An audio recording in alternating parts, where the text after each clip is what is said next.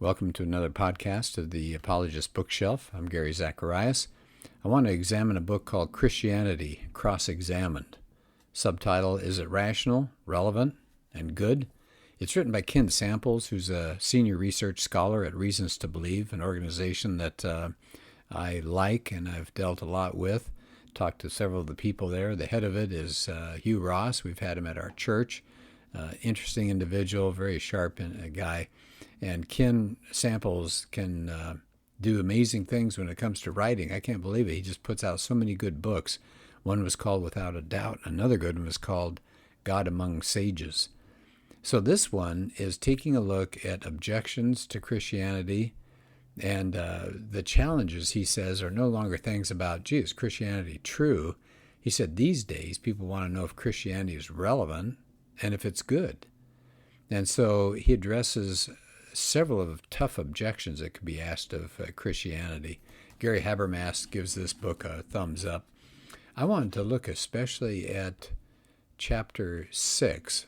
Well, I'll just give you a quick run through of just some of the other chapters. Hasn't scientific discovery made God unnecessary? Who needs faith when we've got science? Or what about this? Why doesn't the Bible condemn slavery? Isn't Christendom hopelessly divided? And on and on. Can Christianity make sense of longing and suffering? So he takes some tough issues. Well, the chapter I wanted to look at, just personally a favorite of mine, is chapter 6. Was the emergence and spread of Christianity natural or supernatural? You know, some people might say, well, it's just natural, just things fell together just right. But Ken's answers that it was supernatural and natural, that all these factors fostered the start of Christianity. Now, he says, of course, according to the book of Acts, the one thing that really ignited the Christian faith was the resurrection of Jesus. And if you hadn't had that, then how does the church get going? Doesn't make any sense. So he spends the first half of this chapter talking about, is there good evidence to support the resurrection? And he says, yes, there is. And so I find this so amazing because our Christian faith hangs or falls depending on the resurrection, doesn't it? So he says, let's consider the empty tomb and post-resurrection appearances. Says, the very fact that the Jewish leaders presupposed a vacant tomb ended up as evidence in favor of the resurrection. And the resurrection account, he says, emerges from a very early source used in the Gospel of Mark. Now, one New Testament scholar that he quotes, John Robinson of Cambridge, now he's a liberal, he says that Jesus' burial in the tomb is one of the earliest and best attested facts about Jesus.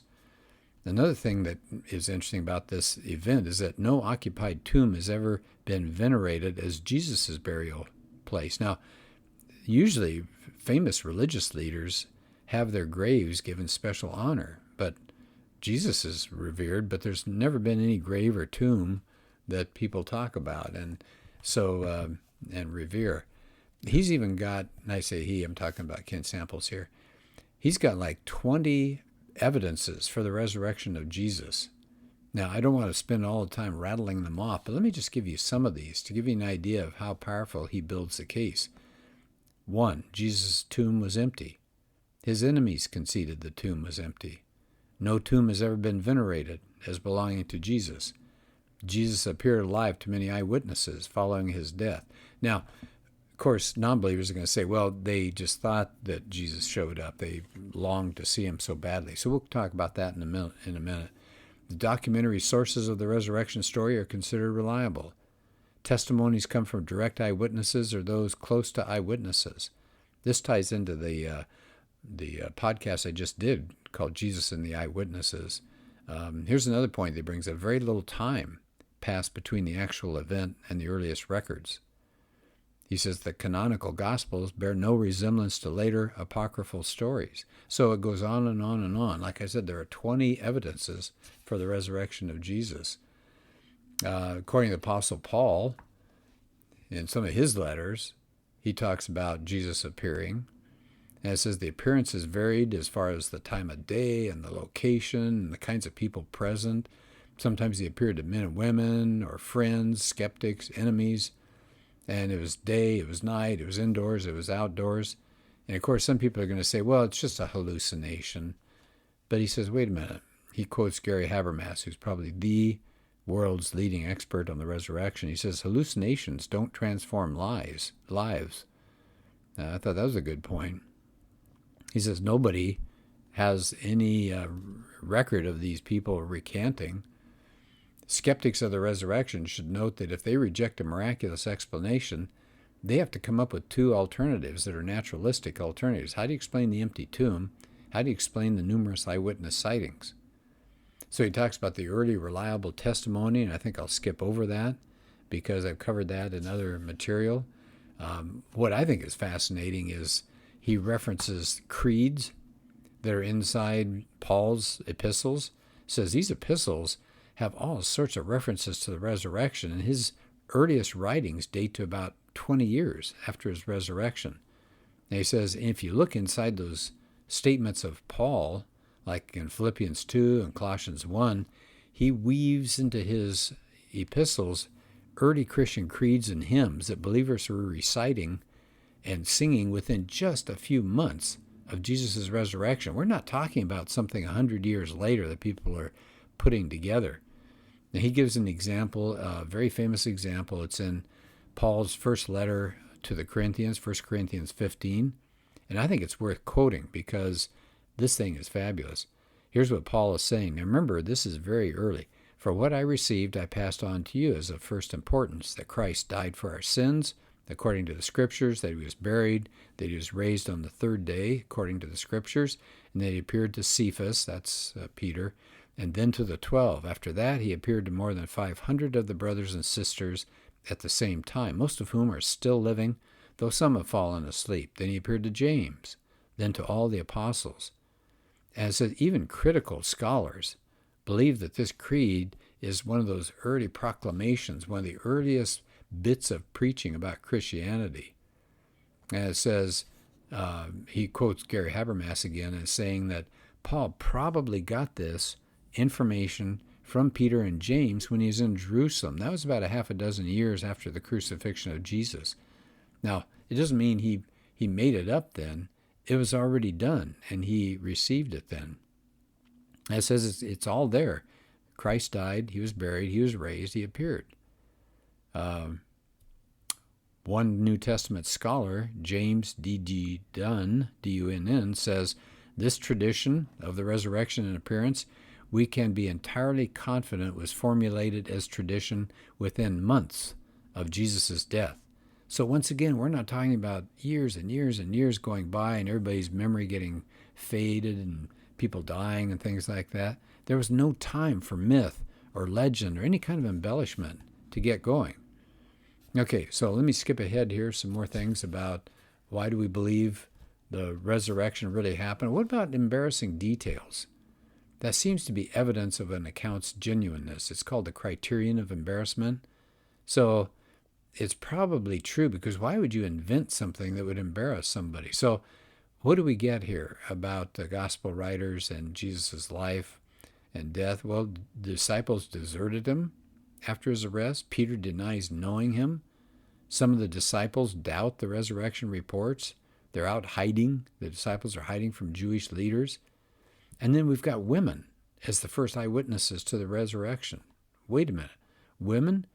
Well, in that time period, a woman's testimony was considered less reliable than a man's. If you're going to make up a fictional story, you're going to have Peter, or you're going to have John or Matthew. Somebody's going to be the first one there, but it's the women. Okay, so, and of course he talks about another reason he believes that the resurrection really happened is the transformation of the apostles' lives. I mean, they knew whether Jesus was back from the dead or not. So, as he puts here, no sane person is willing to suffer and die for something they know to be false, especially if they help fabricate the story. So it says the disciples were nervous and fearful ahead of time, and then an amazing transformation takes place. They become bold preachers and in many cases martyrs. And so then they change their day of worship from Saturday to Sunday. I mean, there are a lot of reasons why you can believe in the resurrection. Another section talks about skeptics and enemies that got transformed. Okay, that's important too. Think about Saul and how he got changed. He then focuses on what's called the minimal facts argument that Gary Habermas put together regarding the resurrection. He says, if you talk to scholars who are skeptics or agnostics or super liberals, it doesn't matter.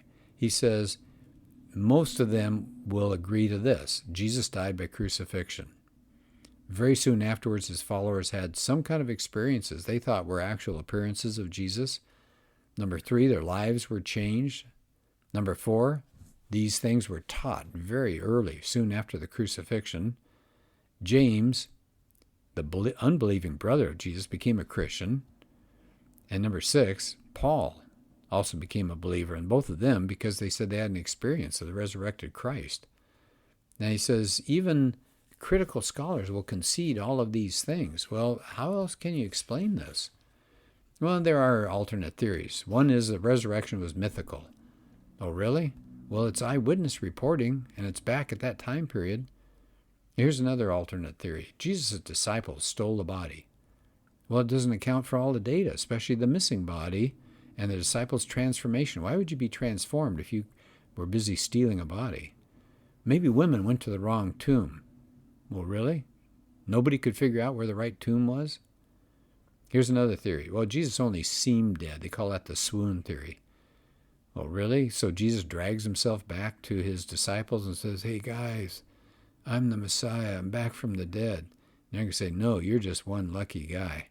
It says Romans knew what they were doing. They were pretty efficient when it came to executions. What about the hallucination theory? That doesn't explain the empty tomb.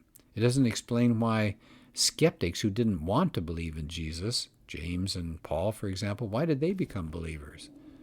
Well, what about a twin brother? I think that's kind of the Islamic approach. Jesus had a twin brother. There's no evidence.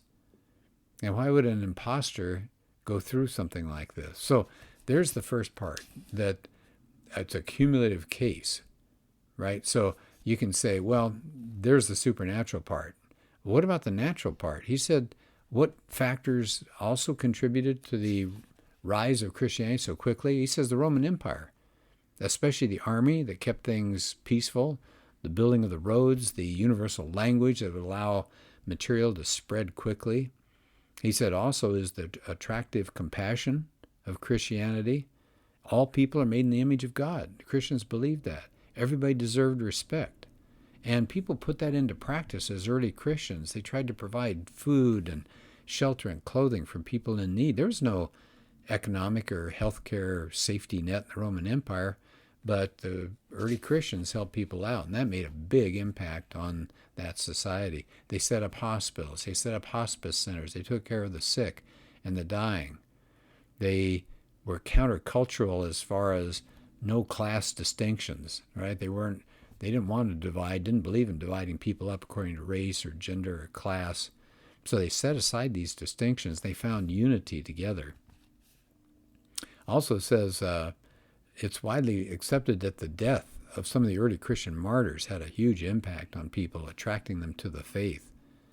Another thing that is a natural cause would be there was a growing interest in monotheism. I mean, you think about mythologies. They have all these capricious gods and goddesses that act like teenagers with raging hormones and doing all sorts of terrible things. But monotheism was different. There was one all-powerful God. There's a coherence there, and he was unchallenged, and he was good, and he was faithful. Another thing was the universality of early Christianity. That appealed to a lot of people, to say that anybody was welcome to come join. And of course, he says another huge feature, a natural feature of Christianity that made it so popular, was the fact that salvation was a gift of a loving God that would forgive sins. Can you imagine if you're burdened down with all the things you've done and you're being told you have to do all these different exercises and rites and rituals to get rid of it? The other thing is that the Christian teaching that God is love was a real magnet for people that had been taught to basically fear the gods. Don't get them mad at you. He also says the work of Paul, his ministry, spread the gospel message in an amazing way. Also, Constantine, Now, he says whether he was a genuine Christian, but he said he ended up very sympathetic to Christianity and helped spread it.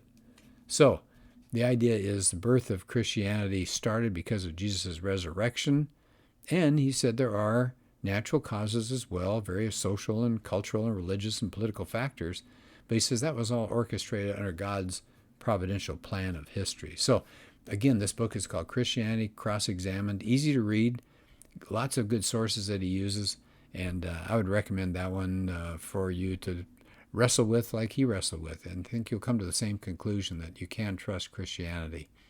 Well, thanks, and talk to you another time.